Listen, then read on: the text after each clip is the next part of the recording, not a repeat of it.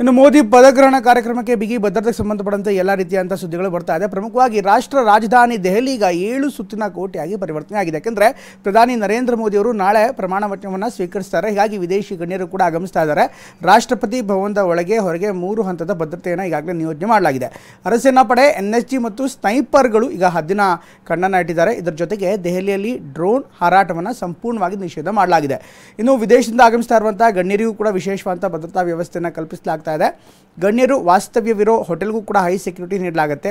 Leela, Taj hotel, ITC Maurya, Claridges, Oberoi ಹೋಟೆಲ್ಗಳಿಗೆ ವಿಶೇಷವಾದಂಥ ಭದ್ರತೆಗಳನ್ನು ನೀಡಲಾಗುತ್ತೆ. ಯಾಕೆಂದರೆ ಈ ಒಂದು ಹೋಟೆಲ್ಗಳಲ್ಲಿ ಬಾಂಗ್ಲಾದೇಶ್, ಶ್ರೀಲಂಕಾ, ಮಾಲ್ಡೀವ್ಸ್, ಭೂತಾನ್, ನೇಪಾಳ, ಮಾರಿಷಸ್ನ ನಾಯಕರು ಆಗಮಿಸ್ತಾ ಇದ್ದಾರೆ. ಹೀಗಾಗಿ ಅವರು ಕೂಡ ಈ ಪದಗ್ರಹಣ ಕಾರ್ಯಕ್ರಮದಲ್ಲಿ ಭಾಗಿಯಾಗ್ತಾ ಇದ್ದಾರೆ. ಇನ್ನು ದೆಹಲಿ ಸುತ್ತಮುತ್ತ ಈಗ ಭಾರಿ ಬಂದೋಬಸ್ತನ್ನು ಮಾಡಲಾಗ್ತಾ ಇದೆ. ಈ ಬಗ್ಗೆ ನಮ್ಮ ಪ್ರತಿನಿಧಿ ಹರೀಶ್ ಒಂದು ಗ್ರೌಂಡ್ ರಿಪೋರ್ಟ್ ಕೊಟ್ಟಿದ್ದಾರೆ, ನೋಡೋಣ ಬನ್ನಿ. ಲೋಕಸಭಾ ಚುನಾವಣಾ ಫಲಿತಾಂಶ ಹೊರಬಿದ್ದಿದೆ. ಸರ್ಕಾರ ರಚನೆ ಮಾಡೋದಕ್ಕೆ NDAಗೆ ಸ್ಪಷ್ಟ ಬಹುಮತ ಸಿಕ್ಕಿದೆ. ಹೀಗಾಗಿ ನರೇಂದ್ರ ಮೋದಿ ಅವರು ನಾಳೆ 3ನೇ ಬಾರಿಗೆ ನರೇಂದ್ರ ಗೌಡ HF ಹಸು ಸಾಕಾಣೆಯಿಂದ ವರ್ಷಕ್ಕೆ 18 ಲಕ್ಷ ಗಳಿಸ್ತಿದ್ದಾರೆ. ನೀವು ಕೂಡ ಅವರಿಂದ ಕಲಿಬೇಕಾ? ಅವ್ರ ಜೊತೆ ವಿಡಿಯೋ ಕಾಲ್ನಲ್ಲಿ ಮಾತಾಡಬೇಕಾ? ಈಗಲೇ ಫ್ರೀಡಮ್ ಆಪ್ ಡೌನ್ಲೋಡ್ ಮಾಡಿ. ಪ್ರಧಾನಮಂತ್ರಿಯಾಗಿ ಪ್ರಮಾಣ ವಚನವನ್ನ ಸ್ವೀಕಾರ ಮಾಡ್ತಿದ್ದಾರೆ.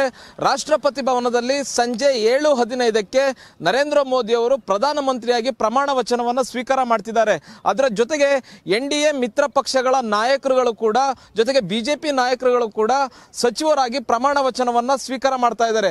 ಪ್ರಮಾಣ ವಚನ ಸ್ವೀಕಾರ ಕಾರ್ಯಕ್ರಮ ನಡೆಯುವಂತಹ ಜಾಗ ರಾಷ್ಟ್ರಪತಿ ಭವನದ ಮುಂಭಾಗದಲ್ಲಿದ್ದೇನೆ.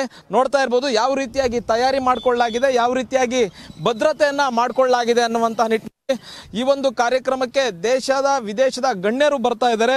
ಸುಮಾರು 9,000 ಗಣ್ಯರುಗಳು ಈ ಒಂದು ಪ್ರಮಾಣ ವಚನ ಕಾರ್ಯಕ್ರಮಕ್ಕೆ ಬರ್ತಾರೆ ಅನ್ನುವಂತಹದನ್ನ ನಿರೀಕ್ಷೆ ಮಾಡಲಾಗಿದೆ.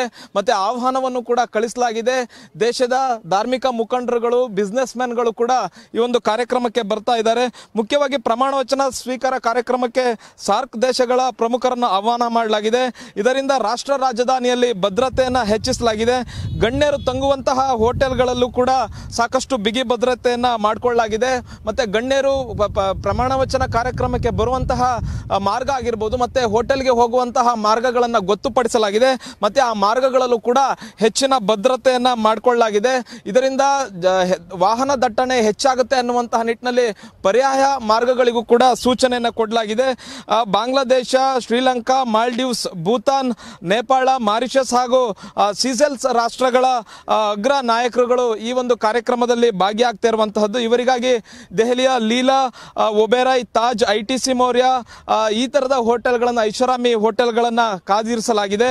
ಇಲ್ಲಿ ಕೂಡ ಭದ್ರತೆಯನ್ನು ಹೆಚ್ಚಿಸಲಾಗಿದೆ. ಮುಖ್ಯವಾಗಿ ದೆಹಲಿ ಪೊಲೀಸ್ ಸ್ಪಾಟ್ ಮತ್ತೆ NSG ಕಮಾಂಡೋಗಳನ್ನು ಕೂಡ ನಿಯೋಜನೆ ಮಾಡಲಾಗಿದೆ. ರಾಷ್ಟ್ರಪತಿ ಭವನದ ಸುತ್ತಮುತ್ತಲೂ ಕೂಡ ನೋಡ್ತಾ ಇರಬಹುದು ಸಾಕಷ್ಟು ಬಿಗಿ ಭದ್ರತೆಯನ್ನ ಮಾಡಿಕೊಳ್ಳಲಾಗಿದೆ.